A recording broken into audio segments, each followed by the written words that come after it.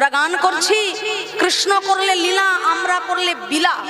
হ্যাঁ, কত বড় স্পর্ধা আমাদের সনাতন ধর্মাবলম্বী। আমরা বলেই সম্ভব। অন্য ধর্মে গিয়ে দেখবেন তো তাদের ধর্মনিন্দা যদি এরকম মাইকে হয়, তারা কি প্রতিবাদ করে।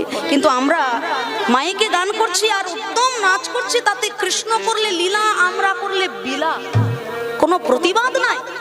কত স্পর্ধা আমাদের। আমরা জানি না কৃষ্ণকে রাধাকে অলিগলির কামনা বাসনায় লিপ্ত নায়ক নায়িকার সঙ্গে রাধা কৃষ্ণের নিষ্কাম প্রাকৃত প্রেমকে আমরা মিলেমিশে এক করে দিয়েছি। লজ্জা হওয়া দরকার আমাদের।